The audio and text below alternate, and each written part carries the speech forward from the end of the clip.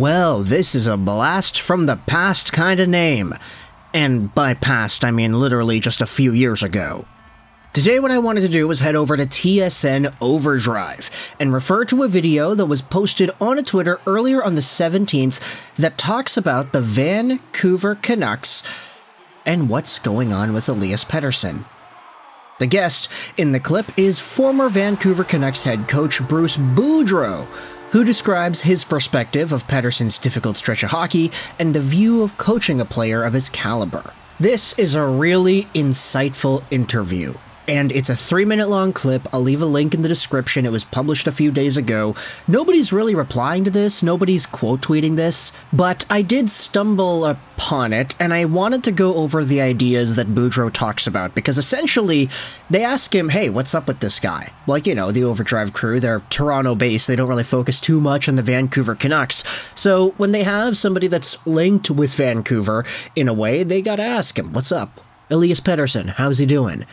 And I'll give credit where credit is due. Petey has been better the past few games.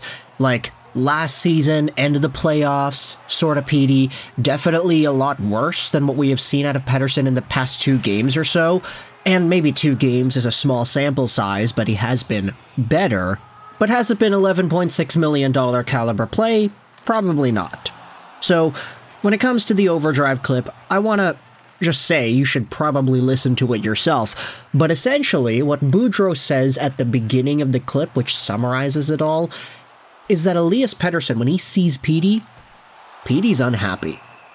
And it's a weird kind of blanket statement to say, oh, he's unhappy. Is he depressed? Is he like sad? Is he mourning somebody? What's going on? And it's not necessarily that. It's Boudreau reading the body language when he watches Pettersson nowadays and saying that the guy, when he makes a move, when he does something, when he's out there on the ice, he just doesn't look like he's having a good time.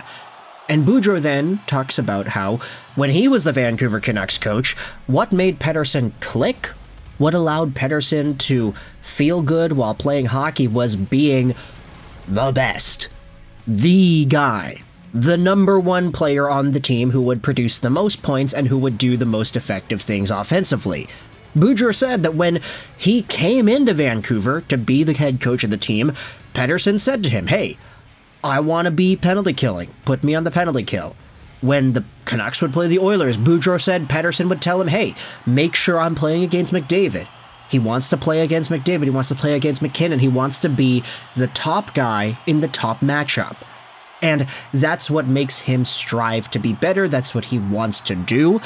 And everybody in Vancouver knows that when Petey is on top of his game, he can compete with these guys. Is he better than McDavid? Not necessarily, but can he compete and check him for a full 60-minute game? Probably. And the thing is, Pettersson, for a good chunk of his career, was in that caliber of play. He was able to do that, in particular under Bruce Boudreau. It worked. Boudreau then talks about how the Vancouver Canucks last year placed Pettersson with guys that just did not really allow him to play his best hockey. Kuzmenko, Mikheyev, at times he had Sam Lafferty after the Kuzmenko trade went down. And thing is, for Elias Pettersson, he's a guy who, injuries aside, always is striving to be the best guy out there. And unfortunately, when you're playing with Lafferty and Mikheyev, 2 guys with 0 finish and no real offensive creativity, your offensive abilities just kind of go down the drain. And that's not to say that Pettersson isn't good enough to carry a line. He should be. And he probably should be able to do it with whomever it is that he plays with. I mean, Crosby made Chris Kunitz an Olympian. Connor McDavid made Alex Chiasson a 20-goal scorer. Henrik and Daniel Sedin make Jannik Hansen a 20-goal scorer.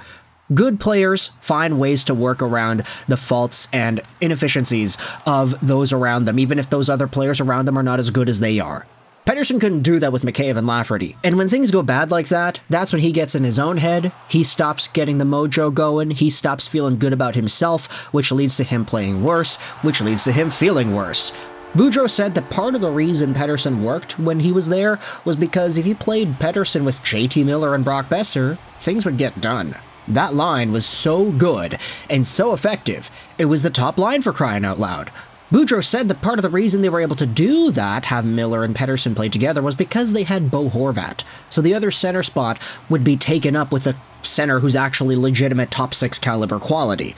If the Vancouver Canucks wanted to do that now, let's say you stack up Miller and Petey on the same line, who's the second line center? Is it Teddy Blueger? Is it Pius Suter? Elias Lindholm would have been a good bet, but he's not here anymore.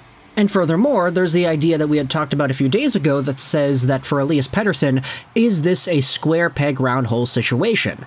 Rick Tocchet's style of game is a lot more hard-nosed, it's very direct, it's straight line, forecheck hard, check along the boards, steal the puck, make a play, score goals, and always put that effort in to be a pest when you don't have that puck. Short shifts, lots of rotation, lots of heavy forechecking. That is a style of game that suits very well with particular players on the Vancouver Canucks, and I'll name a few.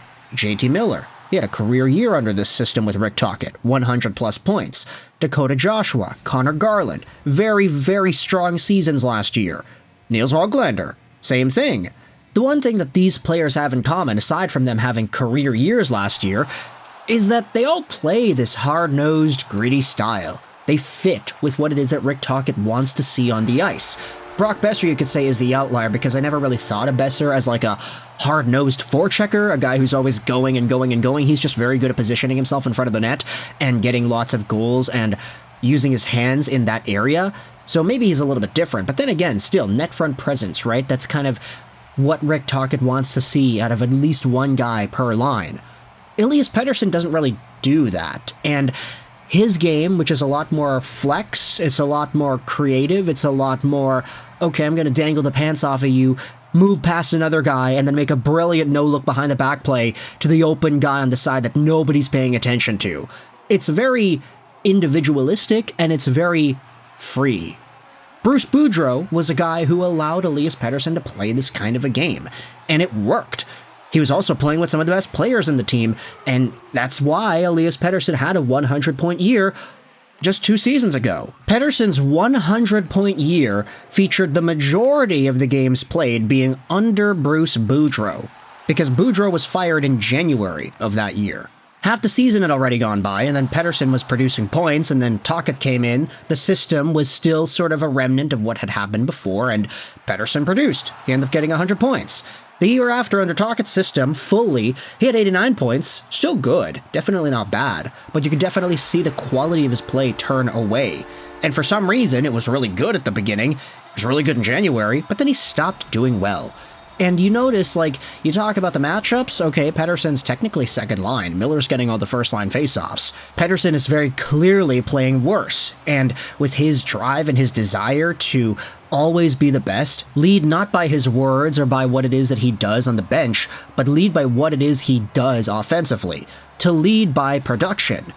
The fact that he's not capable of doing that to a greater capacity has got to be bugging him. And the idea that Bruce Boudreau talks about on Overdrive, hey, he's unhappy. Like, he's not looking like he's enjoying the game. And for Boudreau, he's a really happy-go-lucky guy. We've seen him coach in the NHL for years now, and people love his personality because of it.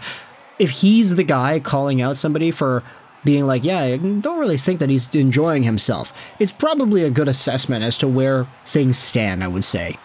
That's not to say that Rick Tocchet's system or Rick Tocchet's development or anything is necessarily wrong. The Vancouver Canucks made the playoffs last year, and they were 1 game away from the 3rd round. All those players that we did talk about, they had career years under Tocchet. It worked. The system works. We know it works. But maybe it works for everybody that we had listed, the Joshuas, the Höglanders, the Millers, the Garlands, or whomever else is, the Boesers. Maybe it works for them.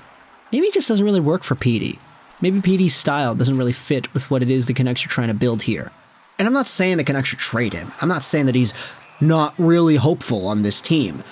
But what I am saying is that it might be interesting to pay attention to how exactly it is the Canucks are using this guy, and what the response is too.